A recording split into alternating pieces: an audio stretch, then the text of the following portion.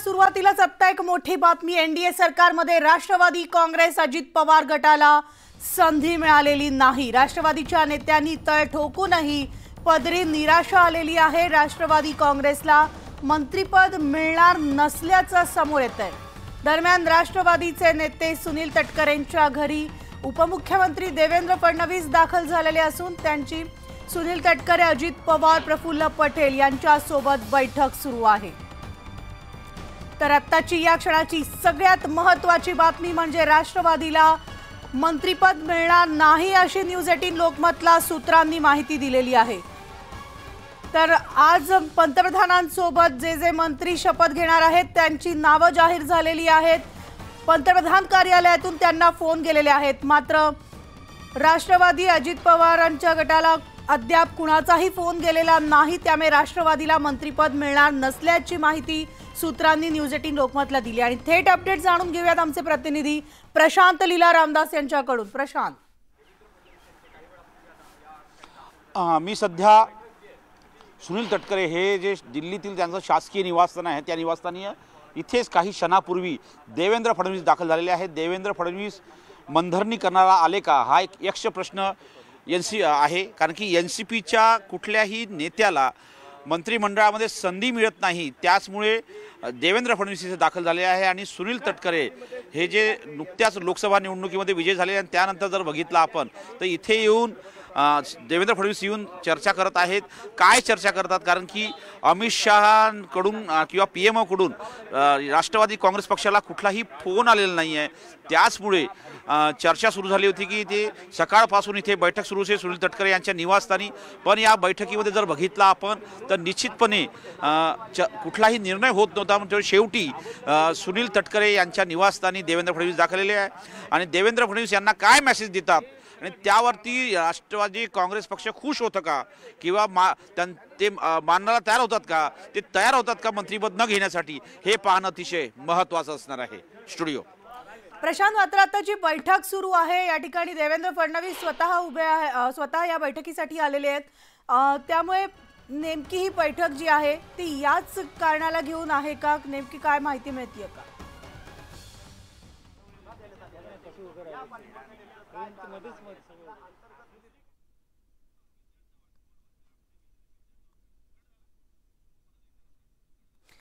प्रशांत, माझा आवाज पोहोचतोय तुमच्यापर्यंत? आपण पाहतोय एनडीए सरकारमध्ये राष्ट्रवादी काँग्रेस अजित पवार गटाला संधी मिळालेली नाहीये। प्रफुल्ल पटेल यांचं नाव घेतलं जात होतं। आपल्यासोबत आहेत आता राष्ट्रवादी शरदचंद्र पवार पक्षाच्या नेत्या विद्या चव्हाणजी। विद्याताई, आत्ताची या क्षणाची सगळ्यात महत्त्वाची बातमी ती म्हणजे एनडीए सरकारमध्ये मित्रपक्ष असलेल्या राष्ट्रवादी काँग्रेस अजित पवार गटाला संधी मिळालं नसल्याचं समोर येतंय। त्यांना पंतप्रधान कार्यालयातून कुणालाही फोन गेलेला नसल्याची माहिती न्यूज 18 लोकमतला मिळाली। तुमची पहिली प्रतिक्रिया?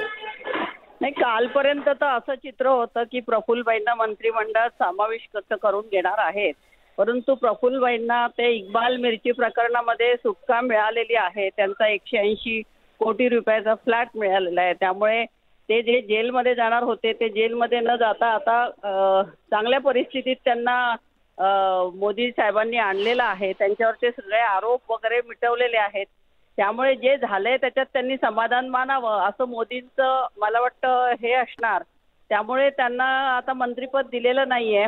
आणि अजितदादा गटाची कामगिरी काय फार म्हणावी तेवढी चांगली नाहीये। जेव्हा बारामतीमध्ये सुनेत्रा वहिनींना निवडून आणायचं अजितदादांनी ठरवलेलं होतं, परंतु शरद पवार आणि साहेब आणि सुप्रियाताईंनी खूप चांगल्या प्रकारे कामगिरी केल्यामुळे आणि बारामतीकरांचा पूर्ण विश्वास आणि जे काय फोडाफोडीचं राजकारण भाजपने केलं होतं ते मतदारांना बिलकुल मान्य नव्हतं। पवार साहेबांना दुखावणं हे मतदारांना सुद्धा शक्य झालं नाही। मात्र विद्यार्थी अजितदादांनी कौटुंबिक संघर्ष, राजकीय संघर्ष केला महायुतीमध्ये सत्तेत सामील होण्यासाठी आणि आता महायुतीमध्ये असूनही, सत्तेत असूनही त्यांना त्यांच्या पदरी मोदी सरकारकडून निराशाच पडली आहे का, असं म्हणायचं का? नक्कीच निराशा आहे त्यांना। त्यांच्या कामगिरीवरती मोदी सरकार खुश नाही हे याच्यावरनं दिसून येतं। आणि येत्या विधानसभेच्या निवडणुकांमध्ये सुद्धा आपल्याला हे बघायला मिळेल की तिकीट वाटपाचा म्हणजे अजितदादांनी लोकसभेला कमी सीट मागितल्या होत्या, पण त्यांचं लक्ष त्यांनी कॉन्सन्ट्रेशन विधानसभेवर केलं होतं। परंतु त्याचा परिणाम विधानसभेवरती सुद्धा होणार आहे. त्यांना जेवढ्या अपेक्षित सीट्स आहेत तेवढ्या मिळणार नाही, कारण त्यांची लोकसभेची कामगिरी ही निराशाजनक आहे आणि त्यामुळे त्यांना मंत्रिपद दिलं जाणार नाही असं मला वाटतं. कारण तिन्ही गटातील लोकांना जर मंत्रिपद दिले तर इतर राज्यातल्या लोकांना मंत्रिपद देणं त्यांना कठीण होईल, कारण नितीश कुमार आणि चंद्राबाबू नायडू यांच्या सगळ्या मनोकामना पूर्ण करायला लागणार आहे. त्याच्याशिवाय त्यांच्या टेकूवर असलेलं सरकार हे टिकणार नाही. आणि त्यामुळे मला असं वाटतं प्रफुल्लभाईंना सांगितलं असेल की तुम्हाला आम्ही जेलमध्ये टाकत नाहीये, तुम्हाला आम्ही जेवढं दिलंय त्याच्यावर समाधान माना. आणि निश्चितच विधानसभेवरतीच जास्ती लक्ष केंद्रित केले अजितदादांनी. त्यामुळे त्यांना फारसं लोकसभेमध्ये जर मंत्रिपद मिळालं नाही तर काय फारसं ते मनाला लावून घेतील असं मला वाटतं. अजितदादांची मनधरणी झाली असेल का या सगळ्यावरनं, की विधानसभेला काही वेगळी गणितं पाहायला मिळतील? नाही, निश्चितच मनधरणी झाली असेल आणि प्रफुल्लभाईंचा मोठा रोल आहे याच्यात, की त्यांच्यावरती जे आरोप केले होते त्याच्यामुळे 2022 पासून प्रफुल्ल पटेल साहेब हे फारच रेस्टलेस होते आणि त्याच्यातनं त्यांची सुटका झाली आहे. म्हणजे त्यांनी राष्ट्रवादीच्या 40-42 आमदारांना त्यांच्या दावणीला जाऊन बांधलेलं आहे, परंतु अनेक आमदार आता मला असं वाटतं परत फिरतील, कारण त्यांना आता त्यांचं भविष्य डोळ्यापुढे दिसायला लागलं असेल. त्यामुळे मला असं वाटतं प्रफुल्लभाई असतील किंवा अजितदादा असतील ह्यांना आता समाधान मानण्याशिवाय दुसरा काही पर्याय नाही.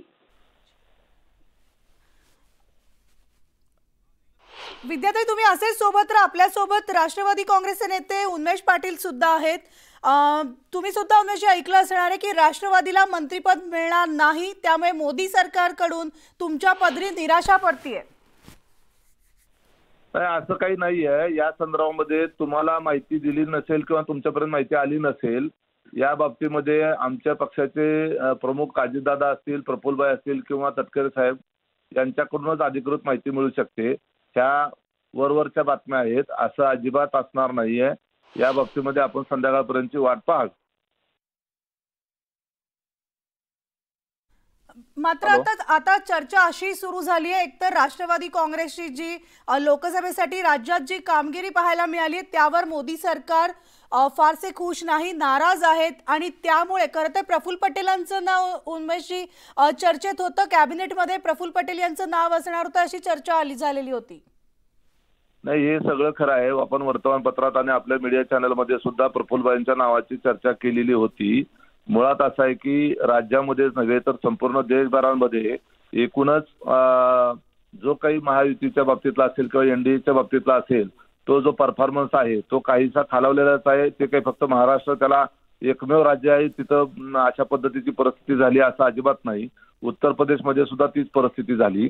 परंतु शेवटी एनडीएचं सरकार आलेलं आहे, बहुमत मिळालेलं आहे आणि त्यामध्ये निश्चितपणे आज राष्ट्रवादी काँग्रेस पार्टी असेल किंवा शिवसेना पक्ष असेल किंवा भारतीय जनता पार्टी त्या तिघांच्या बाबतीमध्ये परफॉर्मन्सच्या बाबतीमध्ये थोडंफार कमी जास्तपणा झालेलाच आहे. मात्र उमेशजी असाही आरोप होतोय, विद्याताई सुद्धा आपल्यासोबत आहेत फोनवरनं. त्यांचं म्हणणं आहे की प्रफुल्ल पटेलांवर जे काही आरोप होते, जे काही त्यांच्यावर ईडीकडनं कारवाया झालेल्या होत्या, या सगळ्यांमुळेच खरं तर हे सगळं क्लिअर झालेलं आहे, क्लीन चिट मिळालेली आहे प्रफुल्ल पटेलांना आणि त्यामुळे मंत्रिपद दिलेलं नसणार. मात्र इकडे ही क्लीन चिट केली आहे. म्हणजे जो सो कॉल्ड आपण ते वॉशिंग मशीन आहे जे शब्द वापरतायत विरोधकांकडनं, तर तोच शब्द इथे लागू होतोय का, यावर तुमची प्रतिक्रिया?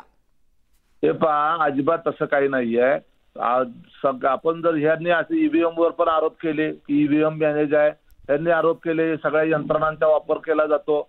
शेवटी लोकांच्या मधून आता स्पष्ट झालं ना की ईव्हीएम वगैरे काही मॅनेज होत नाही. आज त्यांच्या सुद्धा मोठ्या प्रमाणावर जागा निवडून आल्या.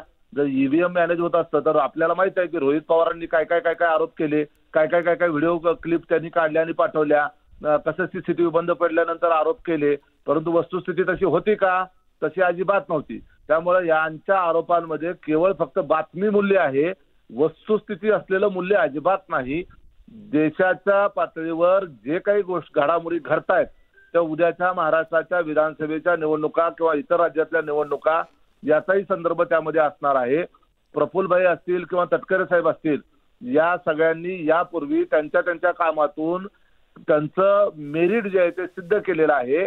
आपल्या महाराष्ट्राच्या भल्यासाठी, महाराष्ट्राच्या डेव्हलपमेंटच्या करता पक्ष आणि पार्टी विचार न करता आपल्या महाराष्ट्रामध्ये कुठल्या का पक्षाला असेना जास्तीत जास्त मंत्रिपद आणि चांगली खाती मिळावीत अशा पद्धतीची अपेक्षा विरोधकांनी सुद्धा केली पाहिजे.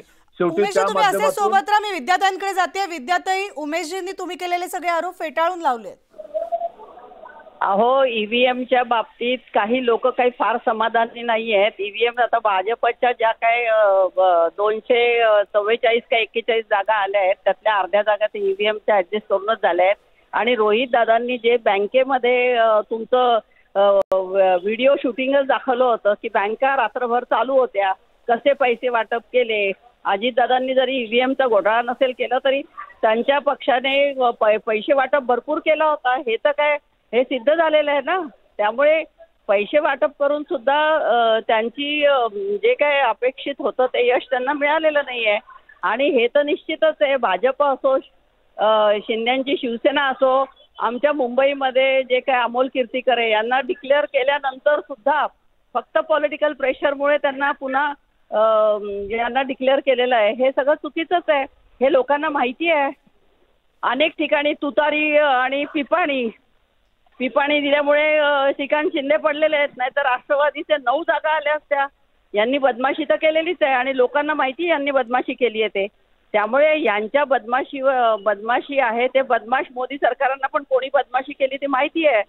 त्यामुळे ते सूर्यप्रकाश इतकं स्वच्छ आहे, त्याच्यामध्ये आता काय बोलायचं. लोकांनी निकाल दिलेले आहेत ना. आता विधानसभेमध्ये सुद्धा तोच रिझल्ट आपल्याला बघायला मिळणार आहे. विजय मिळाल्यानंतर सुद्धा जर आपल्याला तो विनम्रतेनं स्वीकारता येत नसेल तर याला राजकारणातला सुद्धा असमंजसपणा म्हणतात, त्याला कद्रूपणा म्हणतात. आपला विजय झालेला आहे, आम्ही आपलं अभिनंदन केलेलं आहे. आमचा जो काही पराजय झालेला आहे तोही आम्ही विनम्रपणे स्वीकारलेला आहे. आता विजय झालेला असतानाही पुन्हा अजून त्याच्यात मापं काढत बसणं, लोकांना दोष देणं, यंत्रणेला दोष देणं याच्यासारखा वेडेपणा कुठलाही नाही. पैसे वाटल्याचं तुम्ही म्हणताय, त्याच्या संदर्भामध्ये आम्ही तुमच्यावर आबरू नुकसानीचा दावा दाखल करू शकतो. तुम्ही आज चॅनलवर महाराष्ट्राच्या समोर उघडपणे तुम्ही अजितदादांचं नाव घेऊन पैसे वाटल्याचा आरोप करताय. आज याच्या संदर्भात जर तुमच्याकडे पराभव झालेला तुमच्याकडे जर पुरावा असेल तर तुम्ही जरूर त्या ठिकाणी द्या. त्या पुराव्याच्या जर त्याच्यामध्ये सत्यता असेल तर निश्चितपणे त्याच्या बाबतीमध्ये कारवाई होऊ शकते. परंतु तुम्ही अशा पद्धतीनं मोगम आरोप करून जी काही बदनामी सत्र चालवलेलं आहे केवळ लक्षात ठेवा की तुम्ही आभार मानले पाहिजेत की याच्यामध्ये जो विचारते. विद्याताई, आपल्याकडनं पुरावा मागतायत उमेश पाटील. पुरावे रोहित दादांनी त्याच दिवशी प्रत्येक चॅनलवरती दाखवलेले आहेत की बँका रात्रीच्या कशा उघड्या होत्या. ते बोगस पुरावे होते, बोगस. आणखीन कसले पुरावे पाहिजे. ज्युडिशरीवरती, निवडणूक आयोगावरती, सगळ्यावरती प्रेशर टॅक्टिक्स कशा करतात हे आम्ही सांगायला नकोय, समजलं ना. ज्युडिशरीने स्वतः प्रेस कॉन्फरन्स घेऊन 2017 का 18 हे सगळं दाखवलं होतं. वेगळं काही गरज आणि पुरावे दिले तरी तुम्ही काही सरळ होणार थोडी. आता ऐका ना माझं जरा. निवडणूक आयोग जर प्रेशर खाली काम करत असता आणि जर चिन्ह मिळालं तुम्हाला ताई, आता ऐका ना मी बोलतो, तुमचं ऐकलं ना. निवडणूक आयोग जर प्रेशर खाली काम करत असता आणि यंत्रणा जर आम्ही सांगल त्या पद्धतीनं ऐकणारी असते तर मग त्या ठिकाणी सुप्रियाताईचा विजय झाला असता का? तुमचे जे काही 8-9 खासदार, जे काही 8 खासदार आलेले आहेत निवडून, तेवढे खासदार तुमचे निवडून आले असते का?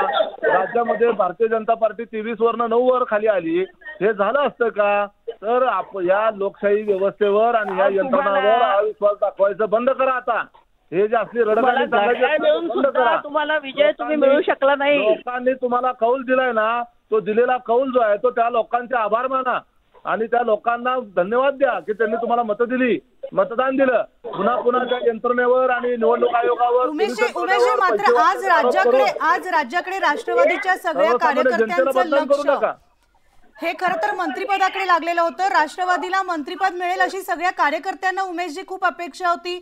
मात्र कार्यकर्त्यांची सुद्धा निराशा झाली आणि देवेंद्र फडणवीसांचं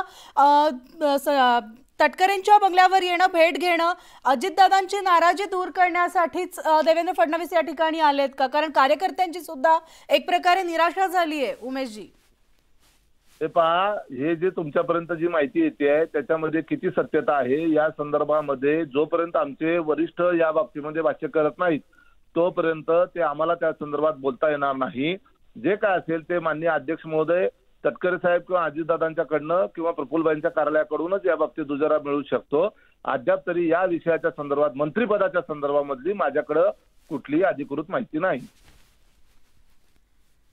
धन्यवाद उमेशजी या न्यूज 18 लोकमतला दिलेल्या प्रतिक्रियेसाठी आणि विद्याताई आपले देखील धन्यवाद आपण दिलेल्या या सविस्तर विश्लेषणासाठी. तर राष्ट्रवादीला मंत्रिपद मिळालेलं नाही. अद्याप राष्ट्रवादीला पंतप्रधान कार्यालयाकडून कोणताही फोन आलेला नाही. उपमुख्यमंत्री देवेंद्र फडणवीस हे तटकरेंच्या बंगल्यावर तिकडे अजितदादांची भेट घेत आहेत. या ठिकाणी प्रफुल्ल पटेल सुद्धा उपस्थित आहेत आणि एकीकडे ही बैठक सुरू असताना आज पंतप्रधान नरेंद्र मोदी तिसऱ्यांदा पंतप्रधानपदी विराजमान होणार आहेत. आज शपथविधी सोहळा होणार आहे आणि या ठिकाणी कॅबिनेट मंत्र्यांची सुद्धा शपथ होणार आहे. मात्र अजितदादांच्या पक्षाला किंवा अजितदादांच्या इथे कोणालाही फोन आलेला नाही. प्रफुल्ल पटेल यांचं नाव खरं तर पहिल्या दिवसापासून चर्चेत होतं. प्रफुल्ल पटेल यांना कॅबिनेट मिळणार हे जवळपास जणू काही निश्चित झालं होतं अशी चर्चा सुरू होती. मात्र अजूनही प्रफुल्ल पटेल यांना फोन आलेला नाही. तर आता